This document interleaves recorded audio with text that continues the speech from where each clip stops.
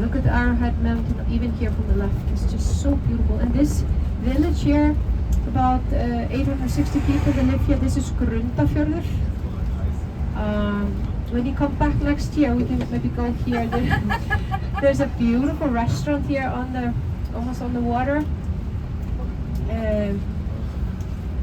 You see it. It's a healthy-looking little village, and there's a high school here.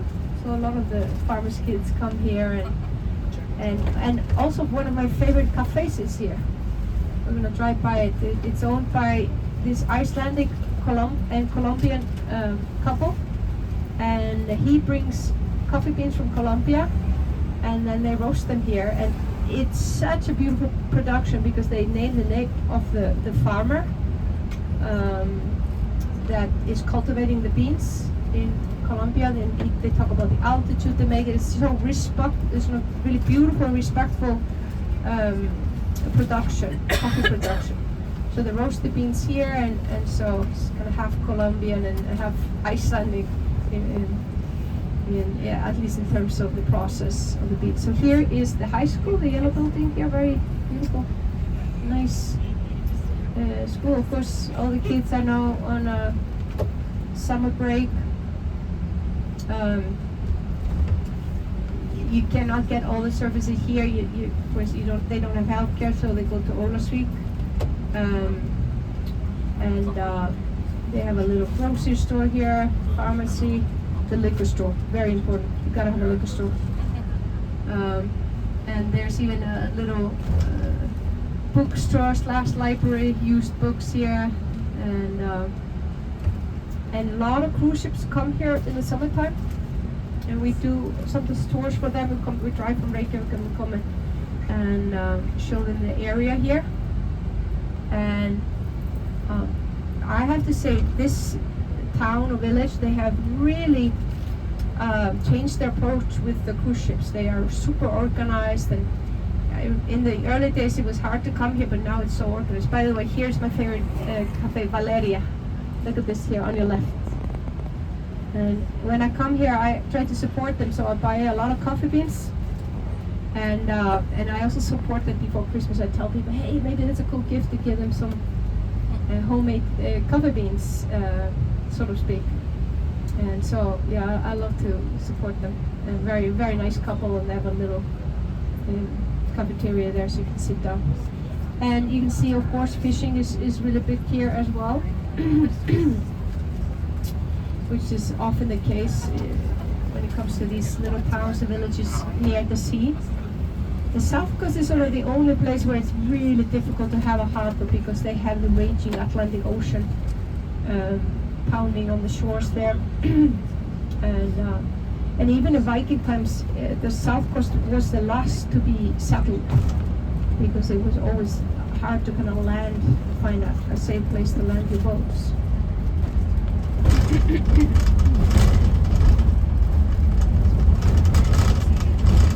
Ég hringdi í Hröndarminn áðan. Já. Var að fara frá Grundarfirði. Hann á einn og fjóra. Það var æðislegt veður í dag, besta veðrið í allt sumar. En aftur var lítið. Bara hjá öllum. Það er virkilega, já. Hann er komin í Vestfjörðina að henda fiskur í. Já, hann er bara að djamma sko núna, einhvers staðar út á miðum. Ég átti hérna hund sem var ræktaður hérna. Já. Hérna Kirkjufellsstögg. Kirkjufellsstögg? Já. Og Kortófsettur. Alveg stór glæsilegur hundur. Já, þú segir.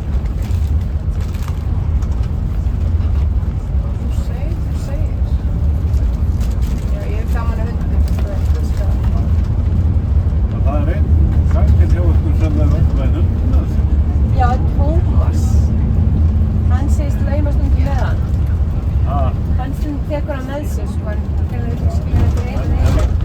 Hefur hann ekki lent í því að það er einhvern á orðan? Ég veit það.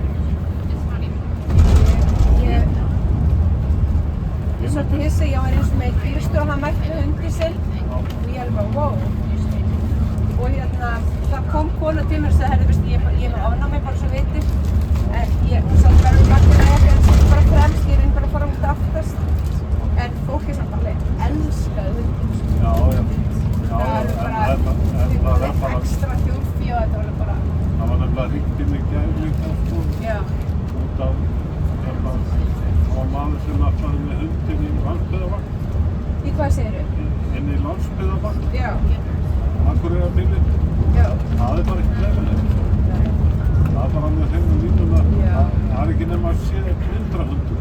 Já, einmitt og það er svona virkilega góða ástæð fyrir því að þú fætt að nota.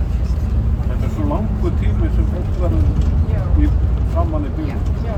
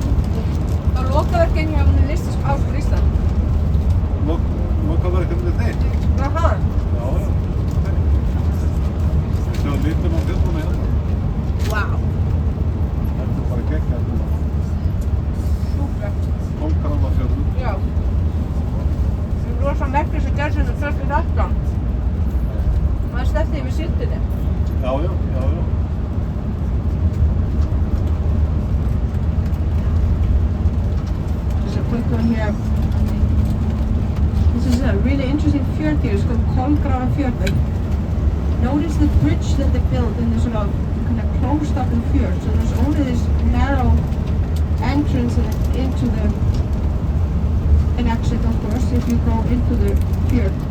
There was this unbelievable thing that happened here in 2013. Suddenly, there was like a ton of herring, little fish. You know, people eat the herring here in Iceland, and then you can marinate it or pickle it. It's really delicious. But it was just filling the fjord here. And people in this area, they believed there was a feeding frenzy. There was orcas or killer whales and all kinds of whale, minke whales out here. And the herring was fleeing the situation. And so apparently they went through here and they got stuck. There were so many of them that they basically depleted the oxygen in the water. So there is a little bit of oxygen in the water. And the fish drowned. It was like kind of an unbelievable event. Maybe it's because, you know, this bridge is just, everything is too closed up here. I'm not sure. But so people started scooping the fish up. You can see it in the news here. There's an article in the news. You can read about this. People started like trying to scoop it up and trying to use it, and there was just not enough people. And then the birds started coming. This was like food for many days, and then the fish started dying here and rotting. So there was like a really bad stink over this area here for a very long time, and so the truly stinky place. But you could also use the herring as a fertilizer. So I think a lot of people did that, but this was a really unusual event. Ég held að þetta hafi verið myndið 100-200.000 tonn. Jesús, já, ég meina ef þú tæma bara eða föstist þetta inni, sko. Já. Komast ekkert út aftur. Það var náttúrulega megnað að þessi lagðist bara á botninn dögg. Já. En einhvers þar verður þetta þá bara mælingu fyrir kvaka. Já, þetta var alltaf bara mjög útgang, kannski ef þetta gerst einhvern tímann áður, sko. Alveg örugglega.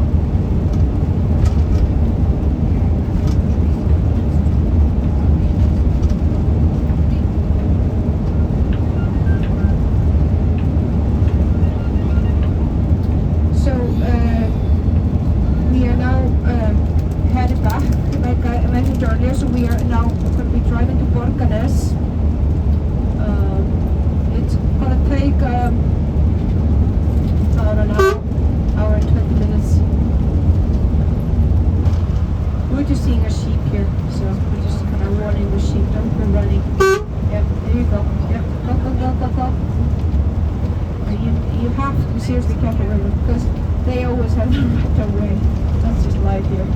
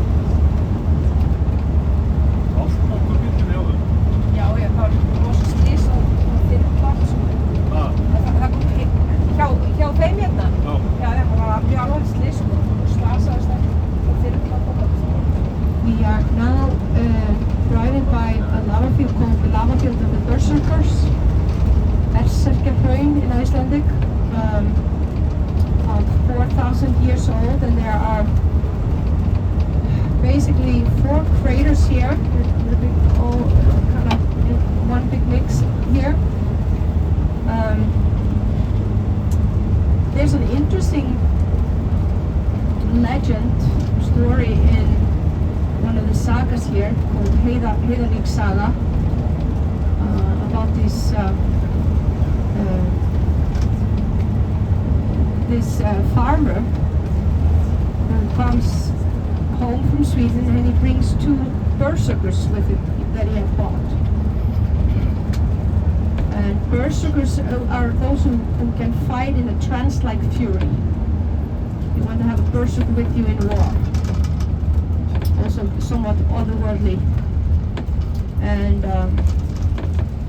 And this farmer goes to see his brother called Vigastir. Lives sort of kind of on each end of this lava flow. Through the lava field all the way over to my brother's house. And that was considered an impossible task. And the berserkers are like, yeah, no worries. Of course, and he's in love. And so he apparently managed to plow through the field way faster than anyone could have imagined. And of course, Vigastir was not happy with that. And so he apparently had them killed. And so apparently their graves are inside of this, in the lava field here. I haven't done the path myself. I would actually always plan to come here. There's a stunning lake here, so you can see how the lava field came out of the craters here. And this water is called Selvatava. It's truly, truly stunning lake. And here, if you look here on your right, you can see some of the craters here, and this so incredibly volcanic area.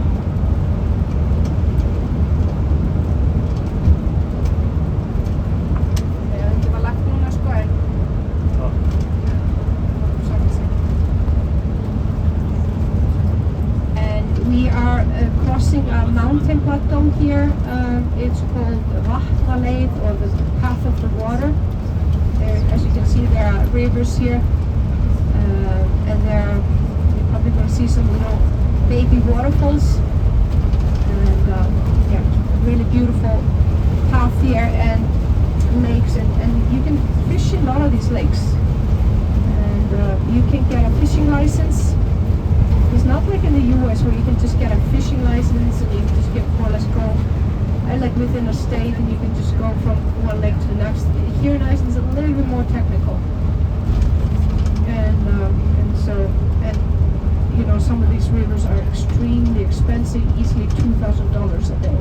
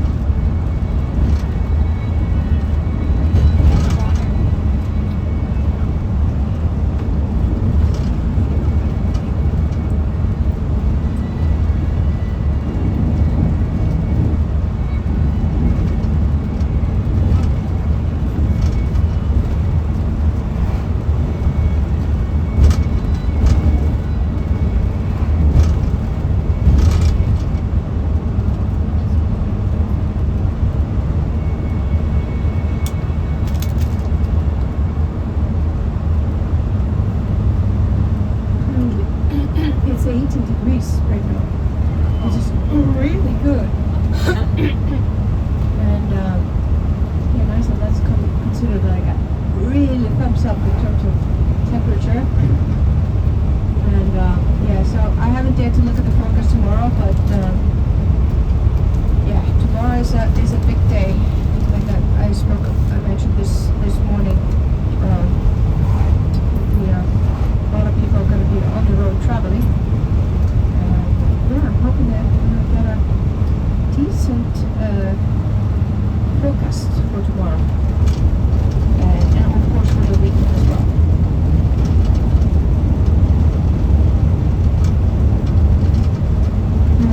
Just a second, I was playing you some music by Johan Johansson, who is a very famous Icelandic film composer.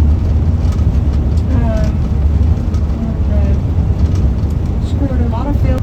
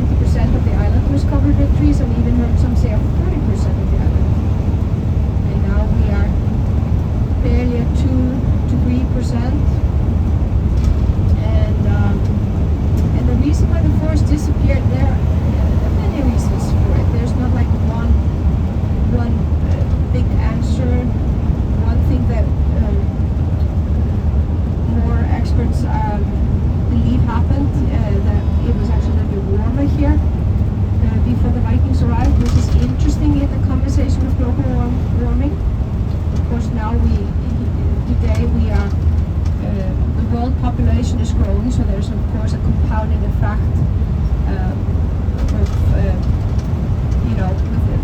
people, cars and exhaust from cars and things like that, that of course has a massive impact. But we also know that it was warmer here before the Vikings arrived, and it stayed relatively warm. We're not talking like super different from what we have now, but it was definitely warmer. And then things started to cool down in the end of 1200s, and then stayed relatively cold here until 1850. So of course that's going to slow things down.